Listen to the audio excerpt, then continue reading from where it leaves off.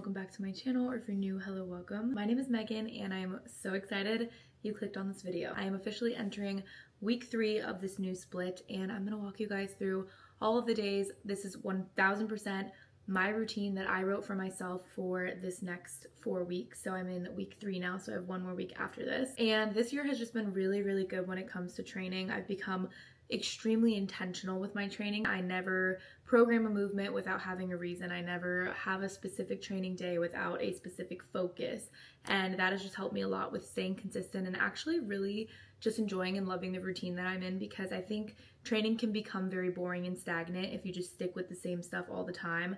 I definitely like diversity in my routine, but I also understand that I need to at least do something for 4 weeks minimum to really reap and feel the benefits of that. This program I called Rebuild for myself because the focus of it really is to rebuild my strength, my adherence, and consistency in the gym, just because last month was a very travel heavy month. I went to the Bahamas.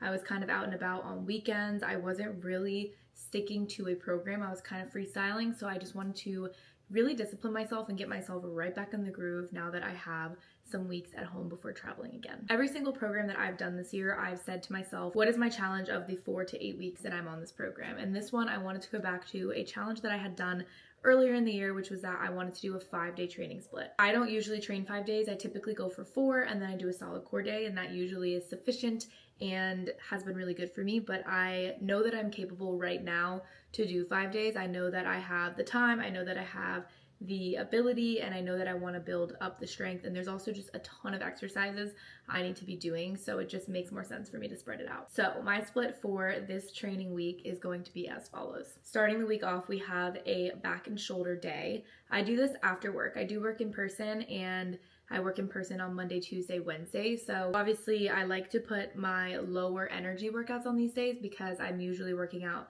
either before my workday at 5 a.m. or after my workday at like 6:30 p.m. Then on Tuesday is my first leg day of the week because I am deciding that my challenge of this 5-day split is also to have 3 leg days, which is not something I've had in my routine probably since college. I don't do legs that often because I like the 2 leg days to go really hard, but 3 I think was sufficient with just all the movements, like I said, that I needed to get in through the week. So Tuesday we have our leg day 1, which just has a lot of the movements that I wanted to make sure I kept in routine but didn't fit in my other leg days. Then we have Wednesday, which I take as an active rest day. I'm working all day that day, so getting a lot of standing, getting a lot of steps in. And so then at home, I just aim to do, whether it's 10-minute yoga, stretching, mobility, whatever, I just like to emphasize and prioritize a midweek rest. Then going into Thursday, I have been on a solid core consistent grind all year, but me and my friend who go together decided we wanted to have a consistent day because we do live farther from each other now. So we decided Thursdays, 7:30 a.m., we're in there, we're at the class. So that has been a really good thing to get me up and moving early, get my movement out the way early, and then Thursday I can have just a really productive work day for my clients and my programming. Then on Friday is our leg day 2. This one is glute and hamstring focus. So my glute days and my quad days don't change a ton. A lot of the movements that I do stay the same. It just might become single leg, it might become tempo, it might become heavier or lighter, whatever it may be, but I always am going to be keeping my core movements in. Then on Saturday, we have my full upper body day. And with this day, my goal is really just to hit all of the muscle groups. So I get a little bit of chest, tricep, bicep, shoulder, and back in it. And then on Sunday, we finish strong with quads and hamstrings, which is actually what I'm going to do right now. And then that is my week at a glance.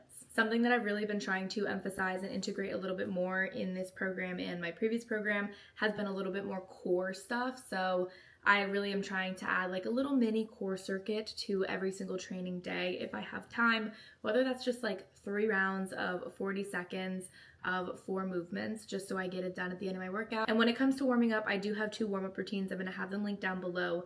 These are my warm-up routines I do all the time. So I always do my back warm-up every single day, and then I either stack it with my upper body warm-up routine or my lower body warm-up routine, depending on the subsequent day. And then all of my outfits are from Oner Active. If you guys would like to support me, use code Megan at checkout, and I have my link down below as well. And then for supplements, I always am sipping on PEScience. If you guys would like to support me, code SHMEGS supports me as well. And without further ado, I think we should just go ahead and get into the video. First, we're starting off with some dumbbell shoulder press here. So you want to have the bench supported behind your back at 90, and then you are going to be thinking about punching the sky. You want to have your elbows in about 45 degrees, so not creating a straight field goal with your arms, just to protect the shoulder joint a little bit more. And then I like to stop right at shoulder height to initiate the next press, just to ensure I keep as much tension in the shoulders. Then we're moving into a tri-set, which is 3 exercises performed back to back to back before taking a rest. So the first thing we are doing is an upright row. I'm using the Smith machine because I was in a limited equipment space, but you guys can use one of the preloaded barbells or some dumbbells. With this, you want to have an overhand grip, and then you are going to be thinking about powering the movement by driving the elbows up and out, thinking of powering it through the shoulders rather than through the upper trap. Then we move right into some lateral raises. I personally prefer to do them single arm, otherwise I feel like my upper traps just take over when I do both arms. We're doing 10 reps on each side, and with lateral raises, same thing. You want to think about powering the movement through the shoulder as opposed to just raising it up with the upper trap. That's a major compensation that people use. I prefer to do lighter dumbbells here than you think because you want to be able to do these nice and controlled. Then we're sitting down because by this point you're going to want to use all the momentum in your body because your shoulders will be on fire. So we sit down and we get into a neutral grip front raise, really burning out the delt even more. These I find I have to go down in weight just to be able to keep good form and get full range of motion. Then we're moving into some face pulls for our rear delts. To grip the rope, act as if you're pointing to yourself, so thumbs to you, and you have that overhand grip on the rope. And then I like to put the rope attachment at the top, and then I want you guys to think about bringing the elbows out as opposed to down, and think about powering that movement and motion through the elbows coming out rather than pulling the hand straight to the face. Now we move into our last superset of the workout, which is going to be a TRX row supersetted with a single arm bent over row. So for the TRX row, what we want to think about doing is driving the elbows back to pull the body weight up. You guys can also do this as a pull-up or an inverted row depending on the equipment that you have available to you at the gym, but thinking of really squeezing through the back as if I had my fingers between your two scaps and you were trying to squeeze my fingers with your scaps. Then to end, we are doing a single arm bent over row. You can do these fully bent over on the bench, or you can do them how I am here. Biggest thing I like to tell people is think about elbowing someone behind you and driving that elbow up and back as opposed to just pulling the dumbbell up with your bicep. So in this view, you want to think about driving that elbow back, and then the range of motion should be a diagonal, so you should be pulling toward the hip, and that's everything for this back and shoulder day. Bulgarian split squats are my main compound lift that I'm focusing on strengthening on this lower body day. So I am here with my working weight, and I use lifting straps just to ensure that I am worried less about grip and more about the lower body movement. If you have never done a Bulgarian split squat, I would recommend doing it body weight and using some assistance until you feel like you've got the balance component down. And I also recommend between each side taking a rest because you should be using a weight that feels challenging enough to need a rest between.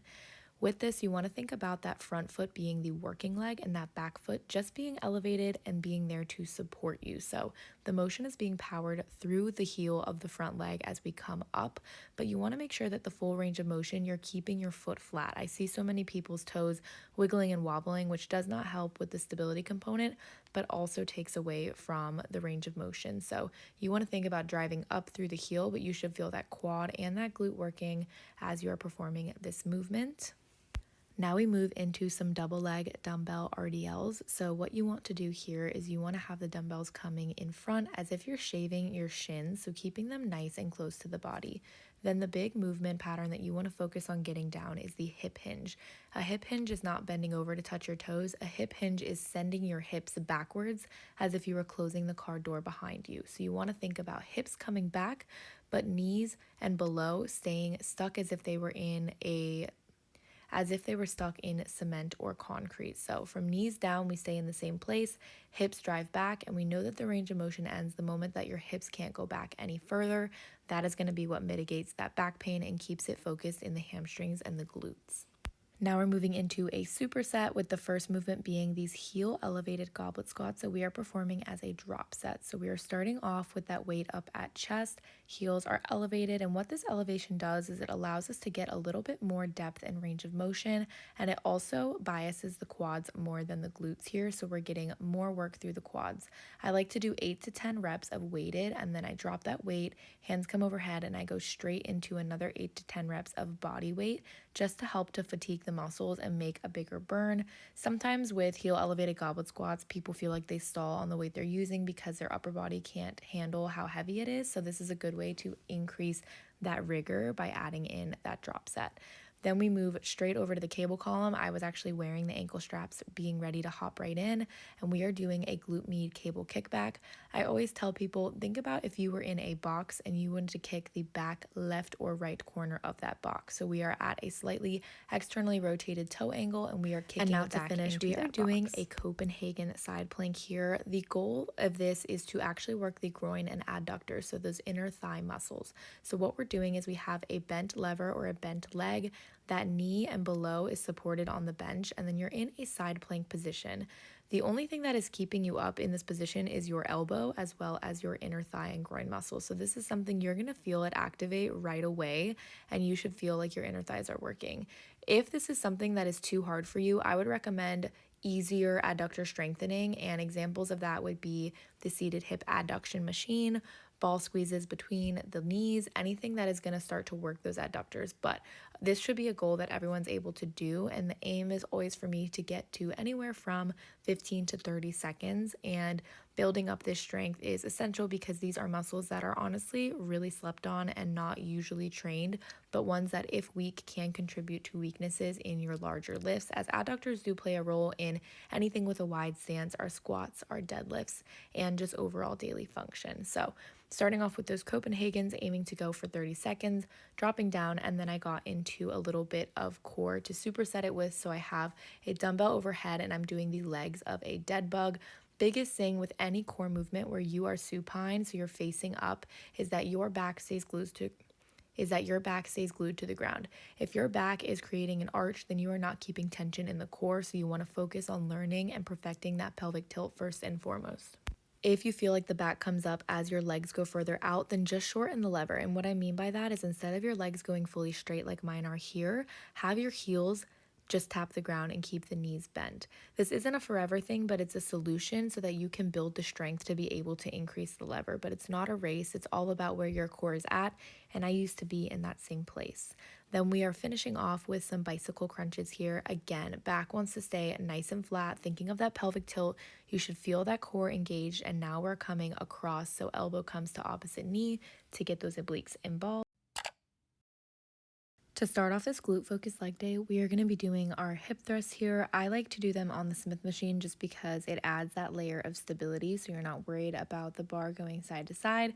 You can just focus on really getting that glute contraction. I'm driving up through the heels but keeping the toes down, and then I'm thinking at the very top of squeezing through the glutes. That hip extension is the most important part because as we get full hip extension, that is when the glutes are going to be in their most shortened or contracted state, which is where the muscle is growing. After hip thrusts, we are going into some step downs. I personally am using the Pit Shark machine because my gym has it.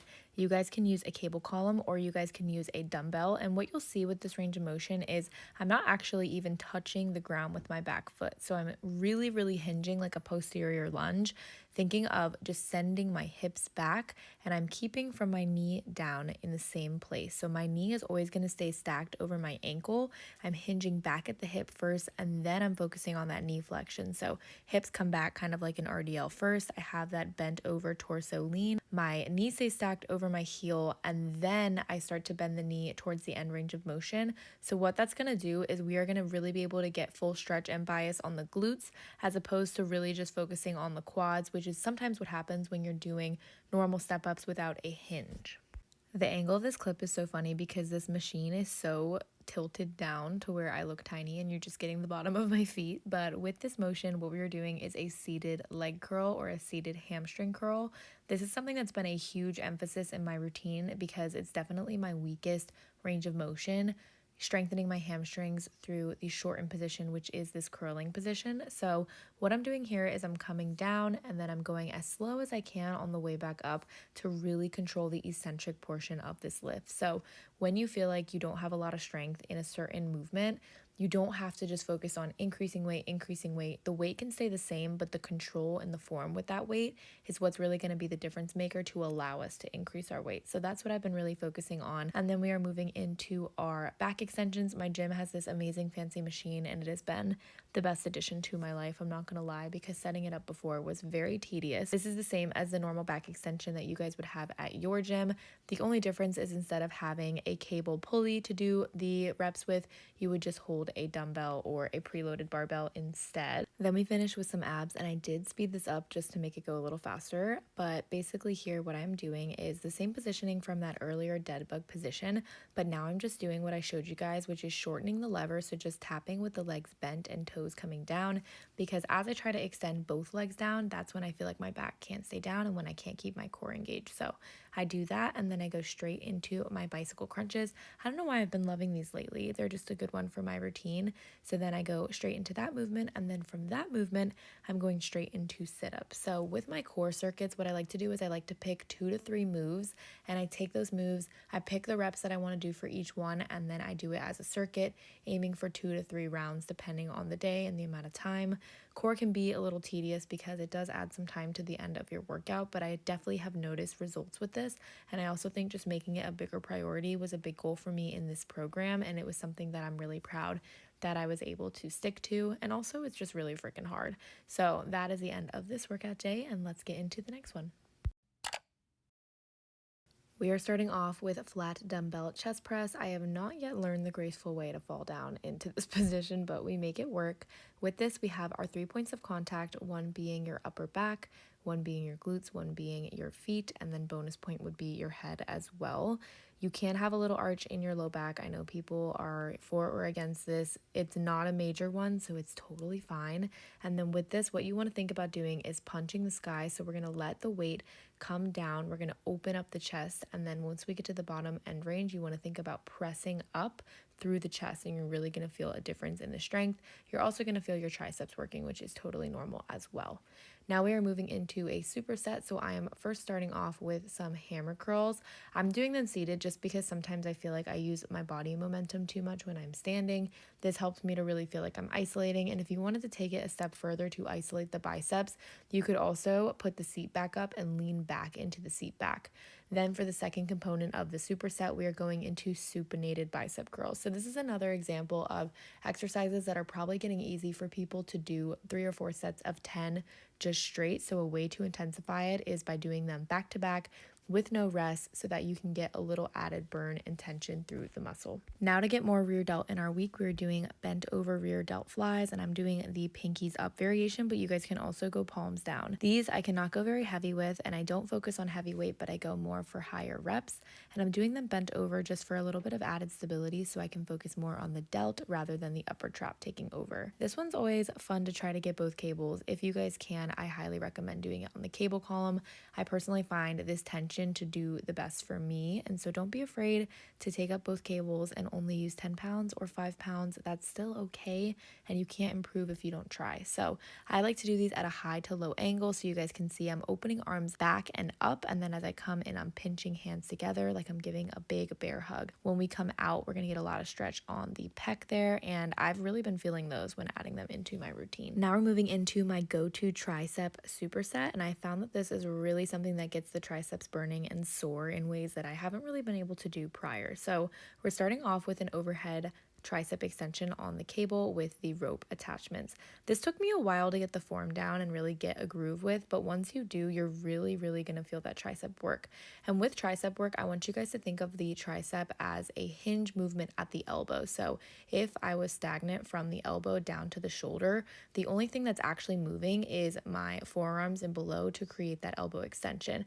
When we come to full extension, that's where the tricep is going to be heavily contracted. Then we move into a single arm dumbbell dumbbell tricep kickback, I just bring the dumbbell over. And then the same principle applies here. The elbow is the hinge and we're coming to full extension, but we're just doing it bent over. Then we are moving into our mag grip or underhand lat pull downs. I love lat pull downs, but they definitely have not been a priority for me in this year's routine. So I'm really trying to get back to building strength on them. With lat pull downs, I want you guys to think about pulling back and down as if you're going to tuck your elbows into your back pockets. So a lot of people are just kind of pulling willy-nilly, but you really want to think about not only pulling the bar down to your chest, but also driving the elbows back so we really get as much back activation and lat activation as we can. Now to finish, we are doing this superset for shoulder stability that is honestly so much harder than it looks. So we are doing a bell up kettlebell overhead press. I like to go for 10 reps. On that 10th rep, we're going to stop it as a weight or carry. So we're stopping it at shoulder height and we're walking down and back, or you guys can just hold a hold if you don't have a good space to walk down and back at your gym.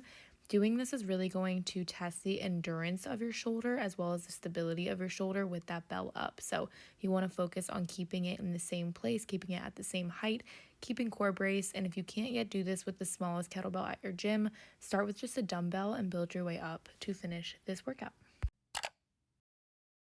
Now we're going to move into our pitch shark belt squats. If your gym does not have this machine, fear not, you guys can just do a heavier loaded dumbbell sumo squat, or you guys can just do any other squat variation. But I like the belt squat just because I feel like I can lift more without having to worry about my upper body or back holding the load. A squat in itself is a very basic movement. You're basically doing a sit to stand, but to make the technique the best that it can be, you want to focus on a few things. Number one, you want to have about shoulder width or a little wider than shoulder width apart stance.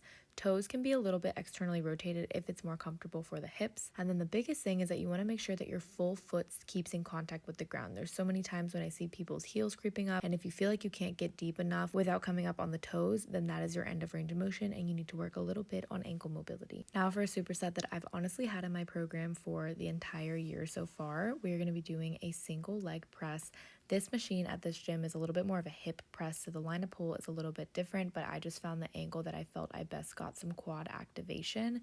So we are just pressing straight out. Leg press is pretty self-explanatory. Then for the second component of the superset, we are going into a single leg RDL, and I've really been enjoying doing these, and I feel like I get a lot more hinge and stretch through the hamstring. As a more quad and glute dominant person, it's hard for me to really isolate hamstring, but this helps me out with it. And it also is a really good enforcer for balance. I always stand by a pole or something that I can have light fingertip support on, just to make sure that my hips stay square to the ground so I can focus really on just that hinge and stretch through the hamstring. And then what you want to think about doing is still sitting back at the hips. So hips are going to come backwards. It's just not going to be as dramatic as a double leg RDL. You also want to have a micro bend in the knee just to protect the knee joint, but really it's going to be almost a straight leg as you come down. Now we move into our seated leg extension machine, really focusing on total knee extension, and the goal of that is that we are going to get those quad muscles to fire at the top range of motion. I do these differently every time just because they can be kind of a boring movement. This block I was focused on higher reps, so I did 4 rounds of anywhere from 10 to 15 reps, and that way we can keep on building endurance in the muscle. But sometimes I'll add holds or do single leg or just anything to mix it up and keep it fun and exciting, and as you guys can tell, it was tough. And then we are finally going into a kneeling hamstring curl, reinforcing the goal that I mentioned earlier, which is really trying to work on my hamstring in the shortened position. So anything we are curling heel to butt is fair game. This machine I like because we can isolate one leg at a time, because I definitely have a discrepancy right to left personally. So I've really been working on building up the strength on my right to match my left side. So this kneeling machine is great. If your gym doesn't have this, you can also use a cable column, put the ankle attachment on it and do a standing hamstring curl. You can do it with ankle weights. There are plenty of ways to get creative, or you can just use the prone or seated machine, but then just do single leg that way. So tons of different options to work the hammies. And lastly, we're going to move into one core exercise at this gym, which I love because they have the machine for that they don't have the machine for in other gym locations that I go to. So here we just have the ab crunch. I know it looks really ridiculous and like I'm doing nothing, but the pulleys have a weight stack in the back. So as I'm coming down, the core is resisting the force of the weight coming from above it. This looks kind of like when people do the kneeling ab crunch with the cable column. I can't quite get that form down yet, so this machine I really like to really focus on the form, and it's similar to a crunch that we do at SOLIDCORE, so it's just something that I can load a little heavier than just body weight resistance, and I definitely feel the benefits from. So that is how we finish off this week of workouts. I really hope you guys enjoyed it. Thank you guys so much for watching. I hope that this was helpful and that you learned something or found something that you want to add and try into your routine. Let me know if you have any questions at all, and if you guys feel that you would rather have a program that's really catered to you. That is what I do for a living. So I do make personalized programs which takes into account your lifestyle, your goals, and the equipment that you have. We hop on a quick call, we chat through what the program looks like, and then you take it and you run with it. Or I also have one-on-one coaching, which is a little bit more support if you are someone that's newer to the gym or someone that has pretty strict goals that you want someone to help track your weight, look at your form videos every week. That is where one-on-one coaching comes into play. And then lastly, I do have a guide. If you're more beginner and you're more of a dumbbell only kind of girly, it is called Revive. And all of these will be on a website that is linked below that you guys can take a peek at. And I have more guides that are definitely going to be coming in the future that I'm really excited about. So stay tuned for that. And yeah, love you guys so much. I'll see you guys in my next video. Bye.